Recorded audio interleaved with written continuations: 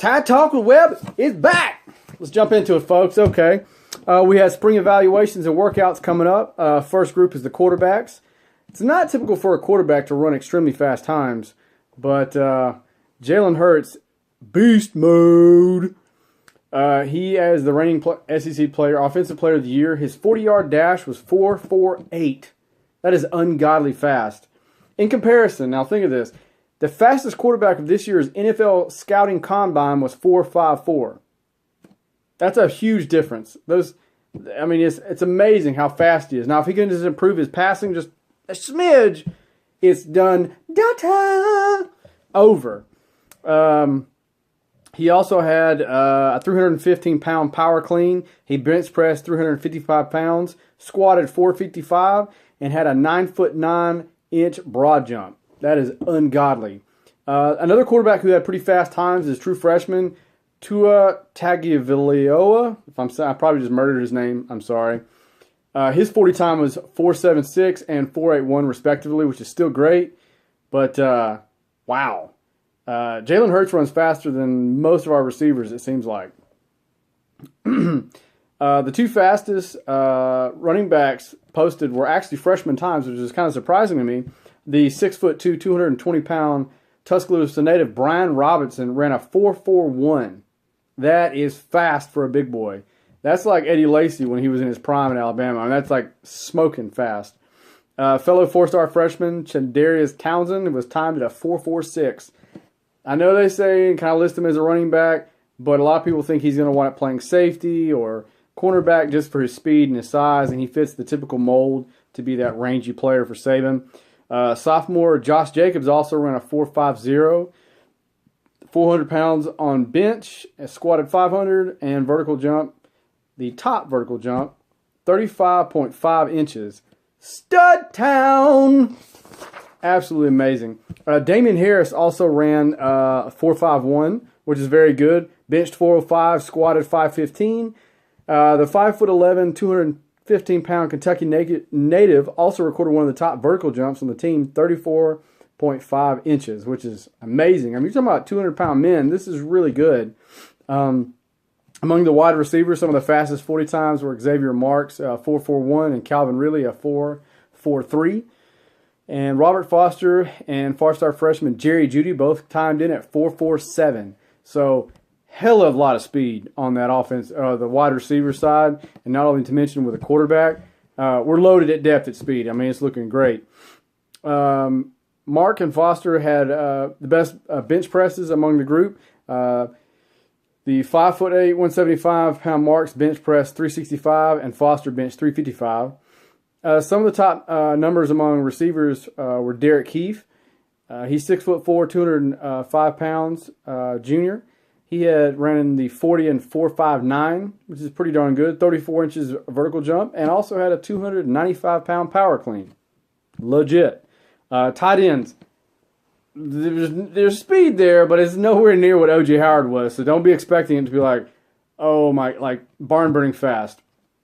The 6'5", 240-pound sophomore Miller Forrestall ran a 4.7, bench press 405, and had a top power clean at 305. He's also gained, you got to remember, he's also gained a lot of weight since he came to Alabama. He's gained 25 pounds.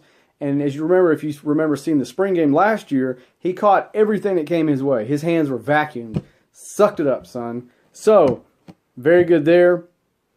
Irving Smith, another tight end. He's a big guy, a little bit bigger frame. He's at 6'4", 245. He ran a 4.59 and also had bench press 425. And Major Tennyson, he benched 425. And the 6'5", 245-pound guy, he ran a 4.7. So not barn-burning speed, but still fast and very strong. Very good group, promising group of young men. Offensive line. Some of the more impressive numbers that came from that group was Deontay Brown. He squatted 675. The 6', 350-pound offensive guard was also one of the three offensive linemen, had one of the best bench presses at 500 pounds, along with Jonah Williams and Lester Cotton. Junior offensive guard Dallas Womack tied for the defensive lineman Deron Payne, and second on the team with 365-pound squat. Good Lord. These guys are like bench press, squatting houses here. Redshirt sophomore offensive guard Brandon Kennedy ran the best 40 among offensive linemen at a 5.15. That's pretty good for a big boy. Four-star junior college offensive tackle Elliott Baker didn't test out. His 40 time was 6.12. Yeah, but he will improve. It will happen. Amongst defensive linemen, the 635-pound squat Payne had, he also bench pressed a ridiculous 545, recorded a team best 365 power clean, and ran a 5.0140, and he's 310 pounds. That's stud status. Being 310 and doing all that, my Lord. You know, he's squatting and bench pressing like double his body weight. Good Lord. He's one to watch out for. The guy's a stud. He's up and coming. But if you watch Alabama football, you already know that. I'm preaching to the choir here. Four-star junior college transfer Isaiah Buggs. Everybody has a lot of hope in this guy. He had the second best squat amongst defensive linemen at 585. Jamar King actually had one of the top 40 times. He ran a 4.77. He's 290 and 6'4", so that's really good. Congrats to him. Sophomore Raquan Davis and senior Josh Frazier both power clean 335, tying for second best among defensive linemen behind Payne. Frazier also benched 500 pounds. God almighty. Outside linebackers. Okay, the top 40 times among outside linebackers came from four-star recruit who hasn't played much during his first 2 years in Tuscaloosa. 6'5", 241, Mekhi Brown. He ran a 4.6140. Very, very good. Redshirt junior, Christian Miller, which he's going to have a bigger role this year because of everybody leaving. He ran a 4.69, which is very good. He's 240. Had a 31-inch vertical jump, and also had a broad jump of 9 feet 11 inches. Excuse me. Amongst inside linebackers, now we have a lot of depth there, a lot of freakish depth. I think that's going to be one of the depths of our team this year on the defense. I think it'll be hard to get past those inside linebackers. Five-star Dylan Moses ended up being one of the fastest and freakiest.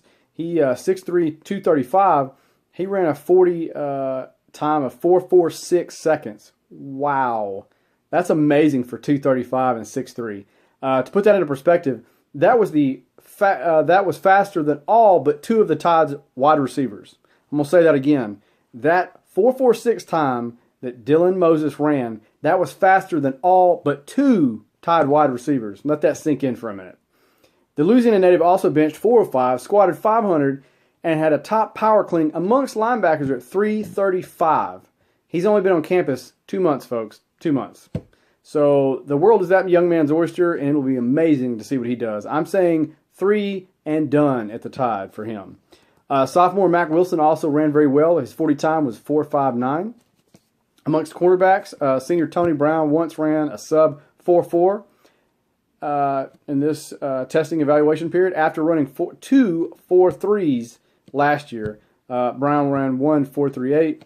That was one of the best times on the team. Anthony Everett posted a 40 time of 4.45, which is amazing. Amongst safeties, Alabama's 2 returning starters, Minka Fitzpatrick ran a 4.44. At 6'3" and 215 pounds, Ronnie Harrison posted a 4.56 40 time. Tied with the team with a 10-foot broad jump and ranks among the team leaders with a 35-inch vertical jump. Four-star freshman Daniel Wright had the second fastest 40 among safeties. He ran a 4.53. Sophomore Keaton Anderson, he's a better athlete than I think most people thought during this testing evaluation period. He's 6'1" and 195. He ran a 4.56, recorded a 33-inch vertical jump, and posted a 9-foot 6-inch broad jump, which is absolutely amazing. So be on the lookout for Keaton Anderson. He is a dark horse, one to watch this season. All right, on to further news. There's room for experimentation among Alabama's offensive line this spring. This is the projected depth chart right now. Left tackle, Jonah Williams. Left guard, Ross Pitcherbacher. Center, Bradley Bozeman. Right guard, Lester Cotton or Dallas Womack. Right tackle, Alex Leatherwood / Lester Cotton. Departed left tackle, Cam Robinson. Obviously, he's leaving early for the NFL to go make that money. Go get it, son. Curry Curvin, a late addition at the starting right guard, graduated. Okay, due to arrive in the spring and fall, this is what we have. We have Elliott Baker, Alex Leatherwood, Kendall Randolph, Jarek Willis. The outlook on that is if there's ever a group that needs tinkering in the spring, it's the offensive line. I hate to say it, pitcher Bosher, he moved remember he was guard to center in March and April of last year, and then A-Day was the first team until August. So you've got that. Tackles become guards and guards into tackles every spring in Tuscaloosa. We know they experiment. We want to see what position groups they have because it makes a big difference. And we want to get the best combos and backups for those combos to be the most successful. Saban does it every year, so don't freak out. Either way, the left side of the line looks to be solid. At least to me it does. Sophomore Jonah Williams figures to make a move to right tackle to left side with Cam Robinson auditioning for the pros. And Pitcher Bosher is the most experienced amongst the line. Points to be maybe a left guard. Hopefully that spot is safe. Bradley Bozeman also solidified himself at center, starting full-time in 2016. So the right side, that's where the fun begins when spring practice is huge. The pool of players can conceivably end up to be in either position. Remember, Lester Cotton started 5 games. Twice, however, his job was taken by somebody else. First, it was Alphonse Taylor, who returned from injury. Then it was Corey Curvin. So that's something that's going to be in the mix and look it up. We have Alex Leatherwood, who's a true freshman. He's practiced a few times during the national championship build-up in January. He had some positive feedbacks and things that he was doing. He was the #1 offensive tackle in the recruiting class and has pedigree to be the next starting true freshman bookend lineman. So we have that. Don't forget about also Scott Lashley. He has hard marks in his first season. JUCO transfer can be hit or miss over the years we've seen. Elliott Baker is going to join us from City College of San Francisco, so he could factor in really fast, depending on how he catches up and everything goes good. He did get high marks amongst JUCOs, but he'll be there for all of spring practice, so stay tuned for that. Guard Dallas Womack and Brandon Kennedy I've also put in time as backups. Experience isn't insignificant here. Bottom line, we got to remember that it's important in the spring to shuffle around people. Like I said earlier, don't be surprised at all the crazy combinations we see out there in A-Day because they're going to be testing some things. Amongst other news, Andre Smith he left the Minnesota Vikings after his 1-year contract and is back with the Bengals. And he's not going to take over his right offensive tackle spot. They're looking at stepping him in at right guard. So that'll be cool. Good to see that familiar face back there with the Bengals. He spent 7 seasons in Cincinnati. And, he had he was a starter of the right offensive tackle for 5 straight playoffs seasons. So he's got that. He played 1 in Minnesota, and he's kind of winding down his career. And he'll probably play another one or maybe possibly 2 in Cincinnati. So that is awesome. We do know Cincinnati's offensive line has been hit hard by free agency, and because they left tackle Askew Whitworth, he signed he was an 11-year starter.